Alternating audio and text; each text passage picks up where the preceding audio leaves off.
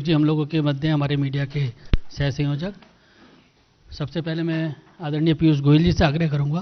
कि मीडिया के साथियों को संबोधित करें। धन्यवाद। मेरे मित्र और छोटे भाई अनुराग ठाकुर जी, अनिल बलूनी जी, संजय जी और मीडिया के सभी भाई और बहनों, ये एक भारत के नागरिक होने के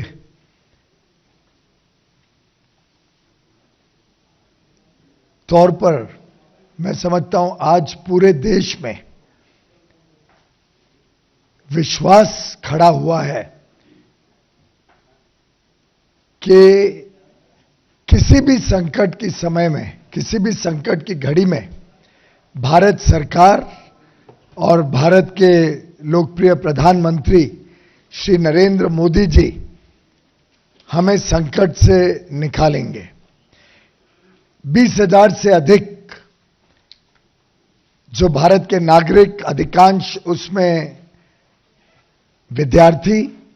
जो यूक्रेन में फंसे थे, उनको मात्र 3 हफ्ते के अंदर भारत में लौटा लेना, यह हम सभी भारत के नागरिकों के लिए बहुत गर्व की बात है। और एक और उदाहरण है कैसे प्रधानमंत्री नरेंद्र मोदी जी ने भारत की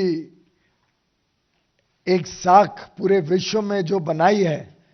उसका लाभ भारत को लगातार मिलता जा रहा है। प्रधानमंत्री नरेंद्र मोदी जी ने इस विषय को बड़े ही गंभीरता से खुद लिया। मुझे याद आता है लगभग 8 हाई लेवल मीटिंग्स जो माननीय प्रधानमंत्री जी ने की इस विषय में। हर मीटिंग के बाद बड़े कठोर कदम उठाए जाते थे, कैसे एक एक बच्चे को, एक एक नागरिक को भारत वापस लौटाया जाए। और हर मीटिंग में अंत में ये जरूर कहते थे कि एक एक की चिंता करनी है, सबको वापस लाना है। प्रधानमंत्री नरेंद्र मोदी जी ने लगभग 11 बार इस संकट की घड़ी में विश्व के बड़े बड़े नेताओं से बात की। कूटनीति का हर संभव प्रयोग किया गया जिससे हमारे भारत के नागरिक सुरक्षित फिर भारत लौट सकें। प्रेसिडेंट पुतिन के साथ 3 बार, प्रेसिडेंट ज़ेलेंस्की यूक्रेन के, उनके साथ 2 बार, जो 5 राज्य यूक्रेन के साथ लगे हुए हैं, उन 5 राज्यों के सरकार के प्रमुख के साथ हर संभव कदम उठा के आज हमें ये गर्व है कि जो आखिरी बैच था स्टूडेंट्स का, वो भी अब जो युद्ध का इलाका है उसमें से निकल के पश्चिमी यूक्रेन की तरफ तेजी से बढ़ रहा है। लिविव में थोड़े ही समय में पहुंच जाएगा और उन्हें वहां से बॉर्डर से पार करके नजदीक के देश में लाके भारत वापस ले आया जाएगा। और इतनी संकट की घड़ी में भी, इतनी समस्याओं के बीच में जिस तरीके से प्रधानमंत्री मोदी जी ने इस पूरे इवैक्यूएशन एक्सरसाइज का नेतृत्व किया, 4 वरिष्ठ मंत्रियों को स्पेशल एनवॉयज के रूप में इन देशों में भेजा। उन्होंने वहां के राष्ट्र के प्रमुखों से चर्चा की, बात की, जिसके कारण हर संभव सहयोग उन देशों से भी हमें मिला। और मुझे लगता है कि ऐसा पैरेलल कोई और उदाहरण नहीं है किसी देश का जिसने इतना सीरियसली अपने नागरिकों को इवैक्यूएट करने का, घर वापस लाने का काम किया हो। यहां तक कि बड़े बड़े देश इसमें विफल रहे। चाइना तो शायद पहली बार ही 5 तारीख को कुछ लोगों को निकाल पाया। यूनाइटेड स्टेट्स ने तो पहले ही एडवाइजरी दे दी कि आप निकल जाओ, नहीं तो हम जिम्मेदार नहीं हैं। एक प्रकार से भारत ने दर्शाया कि कैसे हर नागरिक को, और कई नागरिक तो हमारे युवा युवती अपने पेट्स को भी साथ में ले आए। हमने हर संभव उनकी इच्छाओं को पूरा किया और जो जो इलाके से वो बाहर निकल पा रहे थे, चाहे वो पोलैंड हो, हंगरी हो, चाहे वो रोमानिया हो, स्लोवाकिया हो, चारों देश में हमारे मंत्री, हमारे पूरे एम्बेसी के स्टाफ, भारत से भेजे हुए एडिशनल फॉरेन ऑफिस के ऑफिशियल्स, सब ने जिस प्रकार से वहां पे एक एक बच्चे का ध्यान रखा, एक एक नागरिक के बारे में चिंता की, उनके रहने की, खाने पीने की, उनके लिए सिविल एविएशन और एयरफोर्स दोनों ने यहां से विशेष विमान भेज के जल्द से जल्द वापस लाने में अपना योगदान दिया। हम साथ ही साथ कुछ पाकिस्तान, नेपाल और बांग्लादेश के भी नागरिकों को, खासतौर के विद्यार्थियों को साथ में लाने में सफल हुए, उनको भी इवैक्यूएट करने में सफल हुए। आज मैं समझता हूं हम सभी देशवासियों के लिए यह भी एक गर्व की बात है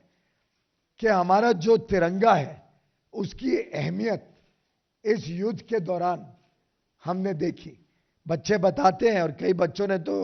ये तक बताया कि खुद भी हम अपना तिरंगा लेके बाहर निकलने में सफल हुए। कई दूसरे देशों के बच्चे भी भारत का तिरंगा लेके निकलने में सफल हो पाए थे। मैं समझता हूं प्रधानमंत्री मोदी जी ने सरकार के हर तंत्र को, जिसको वो whole of the government approach कहते हैं, पूरी सरकार को, चाहे केंद्र सरकार हो, राज्य सरकार हो, समाज की अलग अलग सेवा संस्थाएं हो, हर एक को इस काम में झोंका दिया कि वो हमारे बच्चों को, हमारे नागरिकों की सुविधाओं का ध्यान रखें। तो हमारी प्राइवेट एयरलाइंस भी अपने हवाई जहाज भेजने में लगी रही, एयरफोर्स ने भी अपने विमान स्पीडी इवैक्यूएशन के लिए सर्विस में लगा दिए। प्रधानमंत्री नरेंद्र मोदी जी ने कई सारे एनजीओस, धार्मिक या सेवाकारी संस्थाएं, उनसे, उनके प्रमुखों से स्वयं बात की कि वो भी इस काम में मदद करें। यूक्रेन में भी कई भारत के एनजीओस ने, कई भारत के स्पिरिचुअल सेक्ट्स ने वहां पे अपने नागरिकों को अपनी गाड़ियों में बिठा के रेलवे स्टेशन पहुंचाना, घर पे रहने देना, उनके खाने पीने का इंतजाम करना, और जो बाकी चारों देशों में आसपास के और पांचवा मोल्डोवा भी, सभी जगह भी से एनजीओस, भारत सरकार के सभी अधिकारी और जो भारत से जुड़े हुए उद्योग जगत के लोग हैं, चाहे वो सर्विसेज में हो या एक्सपोर्टर्स हो या कुछ फैक्ट्रियां चलाते हो इन देशों में, यूक्रेन में और बाकी पांचों देशों में, इन सभी इंडस्ट्री, एनजीओस और जितने भारतीय कम्युनिटी है वहां पे, जो भारतीय मूल के लोग इन देशों में रहते हैं, इन सब के योगदान के लिए माननीय प्रधानमंत्री नरेंद्र मोदी जी के अथक प्रयासों से जो पूरी सरकार ये सफल इवैक्यूएशन कर पाई, मैं उन सभी संस्थाओं को, उन सभी अधिकारियों को तहे दिल से धन्यवाद देना चाहता हूं। विदेश मंत्री डॉक्टर जयशंकर तो शायद पिछले 3-4 हफ्ते से उन्होंने विश्राम तक नहीं किया, 24 घंटे इस विषय की चिंता, इस पे पूरी तरीके से निगरानी रखना, एक एक मूवमेंट के ऊपर उनका पूरा काम चलता रहा। उनके यहां पे अधिकारी, उनके अधिकारी विदेश में, प्रधानमंत्री का कार्यालय, हमारे एयरफोर्स के ऑफिशियल्स, सभी ने एक प्रकार से मिलके एक पूरी सरकार को मोबिलाइज करके हर परिवार की, हर युवा युवती की, हमारे विद्यार्थियों की चिंता की। और शायद ही देश में वॉर के बीचम बीच इतनी बड़ी संख्या में, जब वॉर चल रही है, गोलीबारी हो रही है, शेलिंग हो रही है, मिसाइल्स फट रहे हैं, उस बीच में सबको लाने का काम, और साथ ही साथ माननीय प्रधानमंत्री जी ने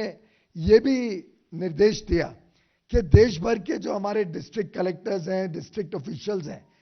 और इसमें कोई राजनीति का सवाल नहीं है, सभी राज्यों से अनुरोध किया गया और हमारे सरकारी अधिकारी एक एक परिवार के घर गए, उनको मिले, परिवार के पीड़ा को भी समझा, कोई बच्चे नहीं आए हो तब तक तो उसकी जानकारी भी एमईए तक पहुंचाई। तो एक प्रकार से शायद ये भी पहली बार हुआ होगा कि सरकार के अफसर लगभग हर परिवार के घर गए,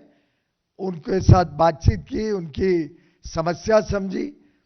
और चाहे वो मंत्री हो, चाहे वो तहसीलदार हो, कलेक्टर हो, सब ने क्या क्या इवैक्यूएशन में हो रहा है, क्या क्या काम किया जा रहा है, इसका लगातार सूचना देने का काम भी किया हमारे जो नागरिक वहां फंसे थे उनके परिवारों को।